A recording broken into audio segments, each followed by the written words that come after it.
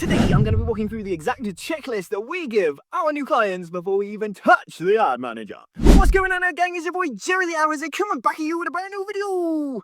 And today, we're going to be looking at if you are just about thinking about starting your ads before you spend a penny, you need to make sure that you have some of these fundamentals correct and spot on in order to increase the effectiveness of your ads, okay? And before you start any ads, go through this checklist to ensure that you can tick every single one of these boxes, because if you do, there's a very good chance that your ads are going to be super successful. So guys, we're going to get into it today. So guys, by the end of today, you will know how to build buyer personas like Adele Ramella, how to craft an irresistible offer like Alex Hormozy, find your brand's tone of voice, analyze those competitor ads, and structure your first meta ads campaign with confidence. So guys, grab your coffees and grab your hats. It's time to split out some ad magic.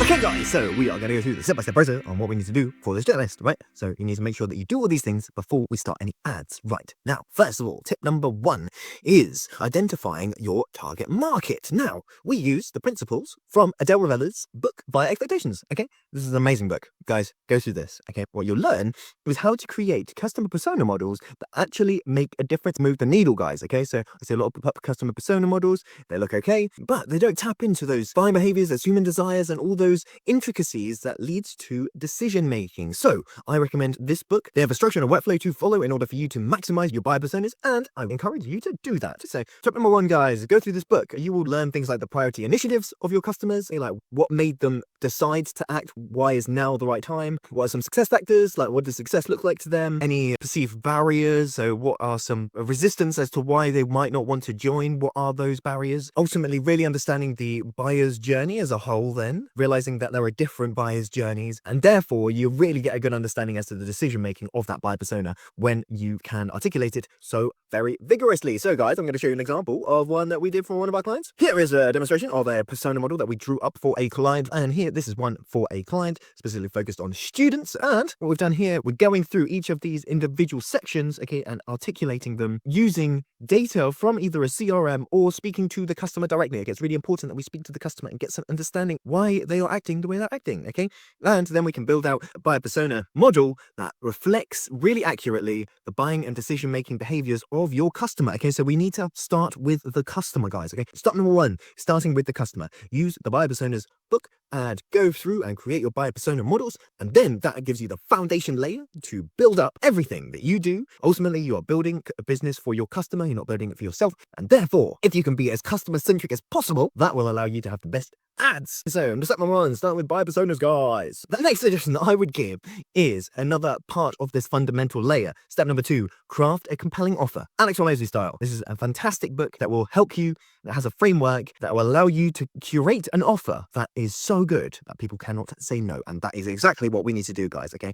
All about that value proposition of your business. If you can create an offer that's really tantalizing, that is so good, that this is the thing that's going to scale your business. 1, the creative that you use to get people to your landing pages and your website. And 2, the offer that is presented, okay? These are the biggest points of leverage that is going to increase your conversion rate the most. Good creative and a great offer, okay? And this isn't a 10% off, whatever offer. This is an offer so good that people cannot say no to it, okay? This book has an amazing framework, guys. I think it's on chapter 6, okay? Go through chapter 6 in $100 Million Offers by Alex Hormozy, and you will go through the structure and template of what you need to do to articulate an offer that is going to help your business scale, okay? Super important, guys. So, step number 1, customer personas. Step number 2, craft an amazing offer. Step number 3, curating your tone of voice around your brand presence. Branding is super important to your business. If you want to know how to really get a great brand, comment down below. I'll give you my suggestion for that as well. But as part of that, we need to get a tone of voice for your brand that is going to really resonate your tone of voice. Now what we can do is curate a tone of voice document that looks at the core tone principles, the key vocabulary, the permitted rules, if there are any rules or exceptions to how we speak, if there are any compliance rules, if you're under any regulations, if you're a financial services, for example, in the USA, then you might want to have additional consideration rules for your for your copy. Go through and build out your tone of voice document, guys. How is your company speaking? Okay, tone of voice is empathetic, patient-centered, and reassuring, for example. We have a whole document here going through specifics, going through examples, going through exactly how we speak. Super important, guys, to establish this tone of voice so that communications across the board are kind of consistent. That's tip number 3, guys, okay? Curate a tone of voice document for what you're doing, for your business and your brand, so that you can centralize all of this, all of the copy, all of the writing styles and everything within your ad copy, within your communications, within the board of your business. Super, super important, guys. Now, the fourth step that I would recommend for you guys is to check out your competitors. Important and interesting and to get an understanding as to what's happening in the market as a whole, okay? So how are people in your space currently doing what they're doing, okay? Super important to check the ad libraries because you can actually gain learnings from other companies when you look at their ads, okay? Which ads have been running the longest and which ads have good landing pages, which ads have good copy, right? And we can check all of this. We can spy in on our competitor ads in the Meta ad library and the Google ad library and the TikTok ad library if you're also interested in that. So that's the fourth step to this, guys, is take a look in your industry, okay? What are people in your industry already doing? What offers are people already presenting? Check out the Meta ad libraries. You can get really good understanding, guys, as to what ads are working well with your competitors and other brands in your space looking at the Meta ad library. Now, go to www.facebook.com/ads/library, and that's how you get there. And here we can check out all of the different ads and all the different languages. We can obviously filter and everything else, but it's really good and really important. Here you can see launched in May 2025. But if you scroll all the way down to the bottom, here you have to also make sure that the ads are active. Okay, they'll have a label here, active or inactive. Okay, but the idea here, guys, is that you can check out what ads have been running the longest. Cool. I'm going to go and shop now, and we can actually experience the landing page. We can go through the customer journey together of the competitor. Right, we can go on their landing page. How is it positioned? What are some of the hooks? Some of all that kind of nice stuff. Okay, we can really look into what a competitor is doing here across the whole journey. Okay, so clicking on some of these landing pages, a lot of these are just product pages for Huel, but we can get a really good understanding as to what's working for them. But before we go anywhere else, don't forget to hit that like and subscribe. Don't forget to hit the notification bell so you never miss any more important updates. We're here many times a week. Now, business owners, online advertisers, digital marketeers get the best from the online advertising, paid media, and digital marketing strategies. But without further ado, let's get on with the video. And for the Google Ads library, it's exactly the same thing. You need to go to adstransparencycenter.google.com, okay, and then you will find the Google Ad Library. And here we can also go into our competitors and see what kind of ads they are running, whether it be Meta or Google. You can check these things out in the competitor ad libraries. So I highly recommend that you do that for step number 4. Go and check what is happening already in your space. Okay, guys, what we have then is a really good benchmark and fundamentals as to how we build our creators. I have a creative sprint video. Click the video card up in the top hand corner. Where you need to start off is a leap of faith, assertion or assumption. Hypothesis, what creative is going to resonate well with your target market and for your business. So that's what we start off with. But once we have some data, that data can further inform our decisions as to which creative direction we need to go in. So once you've crafted some of your creatives, I recommend really low lift, just some basic static image ads. Okay, if you have some more resources, you can create some animation based info videos, for example. We can create some UGC if you're able to do that. If you can create all 3 types of those types of ads, the hybrid of awesomeness. Okay, Meta, for example, really likes it when we upload multimedia assets that are varied, okay, and we actually get better results if we have a varied mixture of different creators. If you just got static ads, if you just got UGC, they're not going to be as good as if you put a mixture of those different things in there. So really important, guys, that we do that. Okay, now, and the next step is that we create an ad reference guide. This isn't essential, but it's something for us that we do with our clients. And what we do is we use this as a plan of action for our ads, okay, to label all of our ad copy. Okay, so we have 5 different headline copy variations here. We have 3 different ad copy variations here. When we create the ads themselves, because the plan's already here, we can just copy and paste it across, right? So this is an idea so that we can see all of the ad copy that we're using, all the different creatives associated with them and everything else. And the idea here is that we can create a plan of action that we can then deliver to the client and say, hey, you know, these are the ads we're planning on running. If you'd like to check in on those, we store everything in the G drive, and then we have the URL headline with any UTMs as well. So we can literally just copy and paste that across. This is the plan of action for our ads. So if you want to be very thorough, this is what I'd recommend as well. Create the ads in your ad reference guide to kind of plan how this can look. Okay, we have different campaigns across the bottom right here, and that's the idea, right, that we create all our ads before launching. So we can prep and plan our ads. What is our ad copy? Where are they being driven to? The URL, all those nice things. And what is the description copy? So we create an ad reference guide, right? So number 5 for us, okay? Once we have all of these things and we have our creatives and we have everything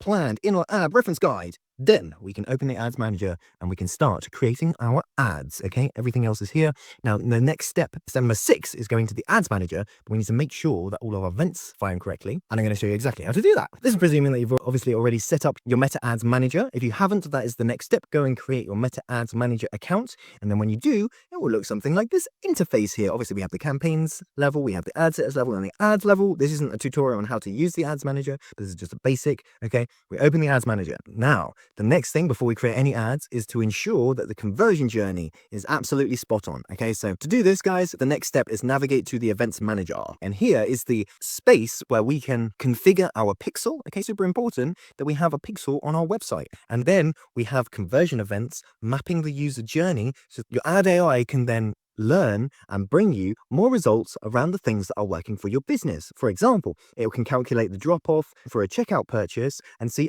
this type of person, they've dropped off here at add to cart, this type of person has dropped off here at initiate checkout, this person here has gone through and made a purchase. And this means that we need to find more people who are going to make a purchase, right? And then the ad AI can find us more people. It's going to resonate better. It's a lot more now, guys, about the inputs and outputs needed to train our ad AI than it is with us tinkering with the controls, okay?